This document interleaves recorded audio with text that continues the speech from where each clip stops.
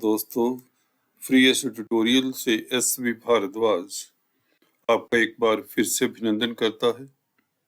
शनि, मंगल, देवगुरु बृहस्पति का 3, 11 और नव पंचम राजयोग का कितना शुभ फल मिलने जा रहा है, इस वीडियो से चर्चा करेंगे। दोस्तों, आप लोगों के लिए दोस्तों शनि अष्टम स्थान में मार्गी अवस्था में, गुरु आपके 10वें घर में मार्गी अवस्था में हो चुके हैं और मंगल हालांकि वक्री है परंतु विपरीत राजयोग बना रहे हैं और शुक्र के साथ 4 दिसंबर तक परिवर्तन में रहेंगे। तत्पश्चात शुक्र धनु राशि में प्रवेश कर जाएंगे। फिर भी मंगल का संबंध शुक्र के साथ रहेगा। यह किस तरह का फल देगा, यह भी चर्चा करेंगे। दोस्तों, 3, 11 योग क्या होता है और नव पंचम योग जो कि शुभ ही होता है। जब भी ग्रह दोस्तों अगर आपकी कुंडली में 9-5 की स्थिति में हो तो बहुत शुभ कुंडली मानी जाती है, अति श्रेष्ठ योग माना जाता है। शनि से मंगल नव पंचम की स्थिति में है और गुरु से शनि 3, 11 की स्थिति में है और गुरु से मंगल भी 3, 11 की स्थिति में, जैसा कि आप देख रहे हैं। ये 3, 11 की स्थिति कब बनती है यह जानते हैं।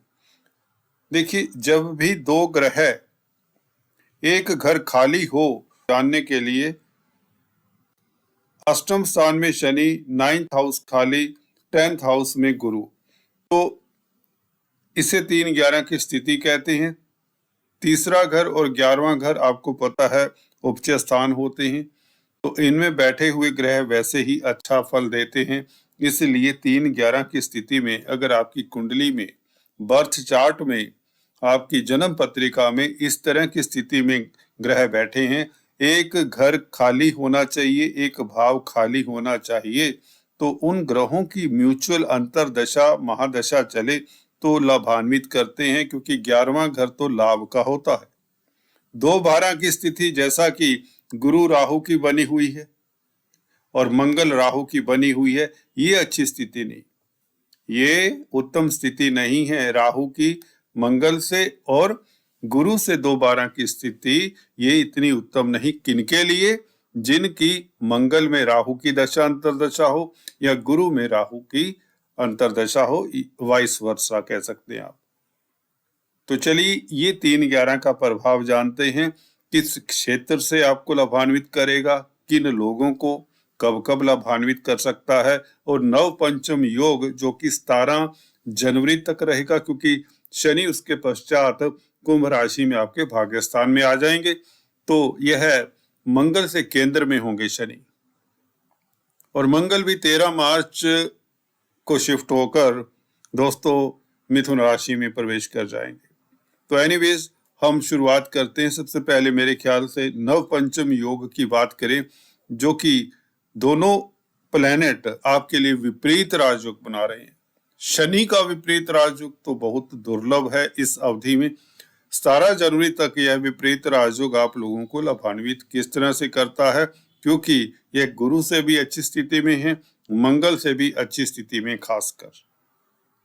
और शनि का देखिए 10वां एस्पेक्ट, जो 10th एस्पेक्ट है, केतु के ऊपर पड़ रहा है। केतु देखिए कुजवत केतु बोलते हैं, तो केतु ने मंगल का प्रभाव भी देना है, तो यहाँ पर पंचम स्थान के भी आपको शुभ फल मिलेंगे। देखिए गौर से सुनिए दोस्तों, शनि की दृष्टि केतु के ऊपर भी है और मंगल से नव पंचम स्थिति में है, दोनों विपरीत राजयोग की स्थिति में हैं और केतु मंगल जैसा फल देते हैं अक्सर। तो यहाँ पर केतु का फल भी बुरा नहीं होगा, वो इसलिए भी क्योंकि मंगल शुक्र का परिवर्तन है और शुक्र समझिए मंगल की राशि में, मंगल शुक्र की राशि में एक दूसरे के घर में बैठे हैं, तो शुक्र भी एक किस्म से अच्छा फल देंगे केतु के जरिए, या यूं कहे केतु शुक्र का फल देंगे, जो कि आप लोगों के पंचमेश हैं। तो आप लोगों को अचानक से लाभ के योग जो विपरीत राजयोग में भी ऐसा होता है कि अकस्मात ढंग से कठिनाइयों के बाद योग बन जाते हैं कि आपका स्थितियां आपके लिए इस तरह के लिए अनुरूप हो जाती हैं स्थितियां कि आपको लाभ होता है, आपकी प्रतिष्ठा बढ़ती है, आपको धन लाभ के साथ साथ कोई आदि व्याधि है, रोग कष्ट है, कोई बीमारी है, कोई परेशानी है, कोई दिक्कत है, वह दूर होती है। शनि का विपरीत राजयोग मंगल से भी शुभ है क्योंकि शनि यहाँ पर मार्गी हो चुके हैं। मंगल और शनि के नवपंचम योग की चलिए बात करते हैं। मंगल आपके लाभ के मालिक हैं, 12वें घर में है, शुक्र के साथ अभी 4 दिसंबर तक संबंध है, शनि से नवपंचम है, तो दोनों का शुभ फल मिलेगा। किनको मिलेगा? अगर आप लोगों की शनि की दशा अंतरदशा है या मंगल की अंतरदशा। दोस्तों ये डिटेल्स कहीं नहीं मिलेंगी, इतनी डिटेल में ना कोई दिमाग लगाता है, ना ही किसी के पास समय होता है।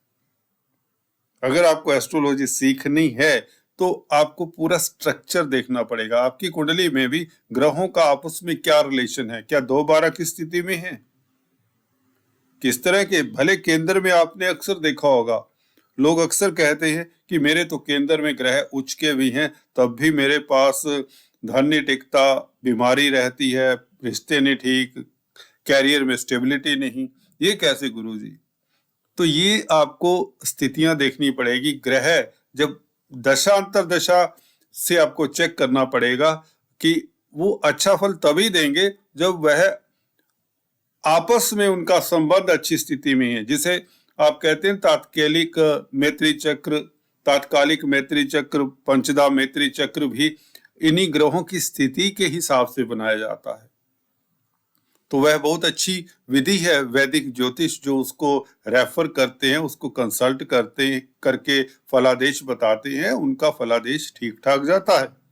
नहीं तो आपको ये पता होने चाहिए सूत्र कि 2-12 की स्थिति में जब भी ग्रह बैठे होंगे तो अच्छा फल नहीं देंगे। अगर किसी का मंगल में राहु का दशा अंतरदशा चल रहा है तो सावधान, किसी को धन ना दें, खर्चा ना करें, इन्वेस्ट मत करें।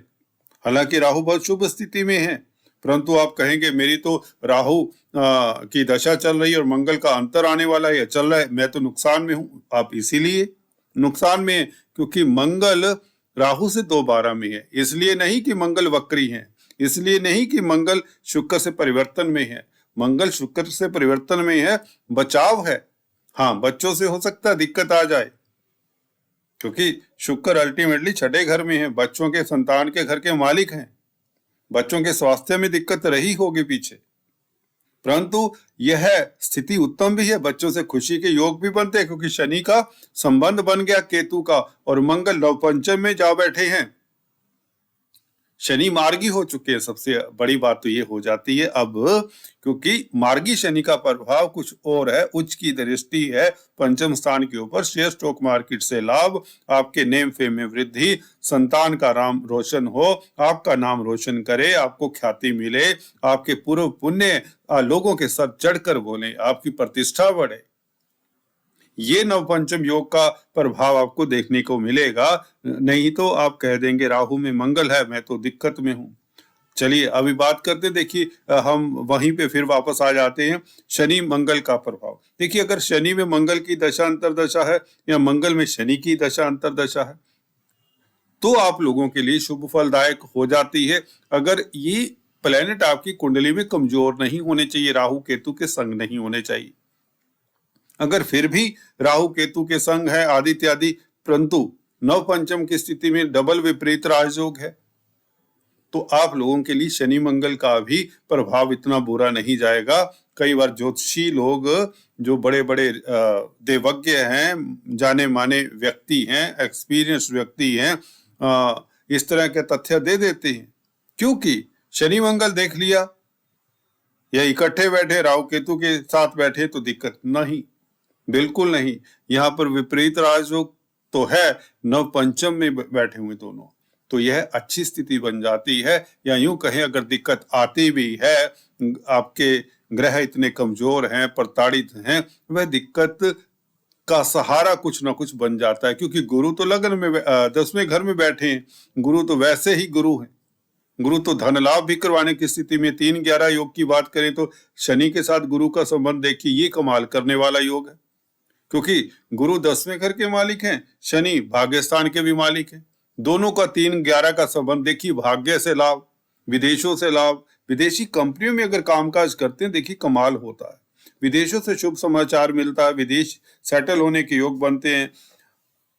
और धर्म कर्म के कामों में, तीर्थाटन में, जी हाँ, घूमने फिरने के योग बन चल रहे, मार्गी दोनों हो चुके हैं, गुरु भी और शनि भी मार्गी दोनों ग्रह। आपका विदेश यात्रा के साथ साथ तीर्थों का भी योग बन रहा है, अपने ही देश में मंदिरों में घूमने का आपको मौका मिलेगा, तीर्थ करने का मौका मिलेगा, बहुत लाभान्वित होंगे, बहुत पुण्य कमाएंगे इस अवधि में। गुरु मार्गी दूसरे घर को देखेंगे तो बताता आया हूं, गुरु की दृष्टि दिखाई है ब्लू लाइन से, जैसा कि देख रहे हैं। धन आएगा, परिवार में क्या माहौल, आहा, बड़े समय बाद ये स्थिति आ रही है। गुरु का मार्गी होकर कर्क राशि को देखना, यह बहुत उत्तम स्थिति होती है।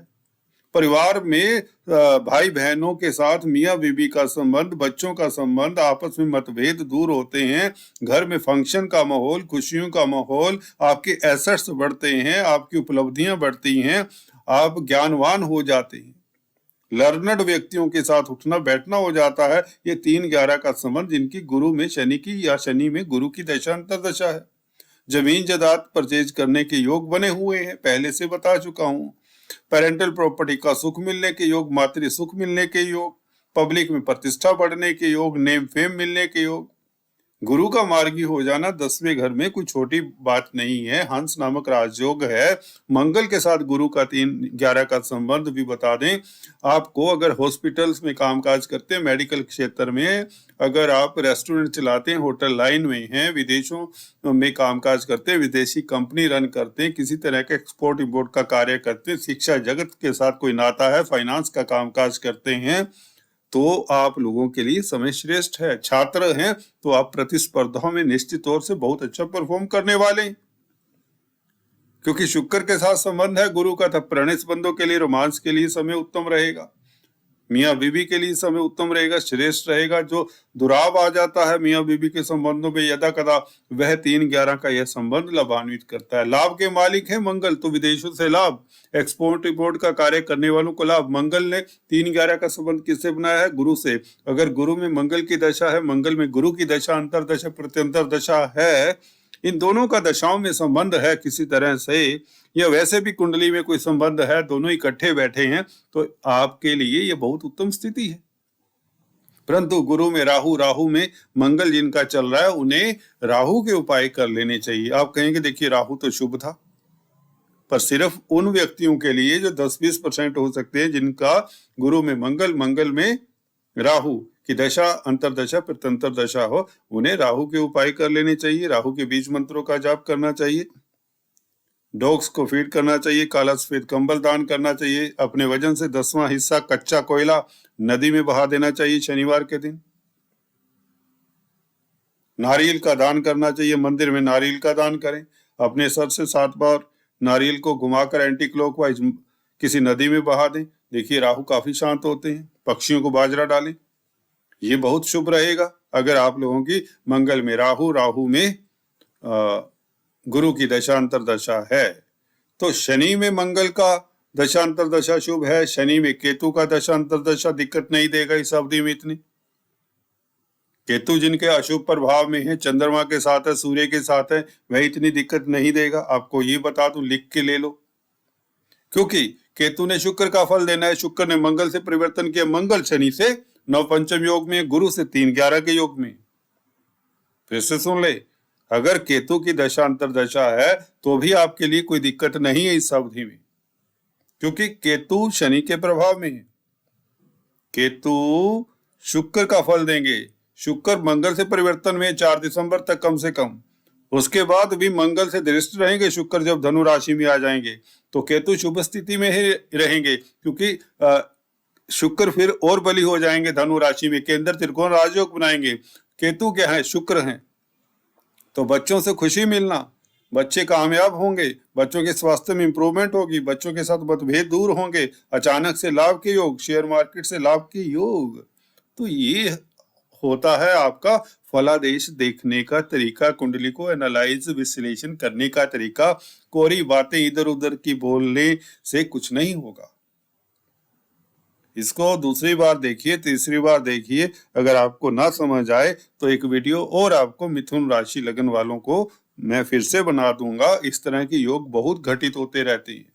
जैसे 2/12 का मंगल का संबंध है, अगर समय मिला तो इसके ऊपर मैं खुलकर विवेचन करूंगा। तो देखिए, यहाँ तो सटीक ज्ञान आपको मिलेगा, कोई मीठी मीठी बातें नहीं, कोई झूठ फरेब नहीं करता मैं। तो दोस्तों, राहु के उपाय आपको बता दिए। आप लोगों को और कोई उपाय करने की जरूरत नहीं।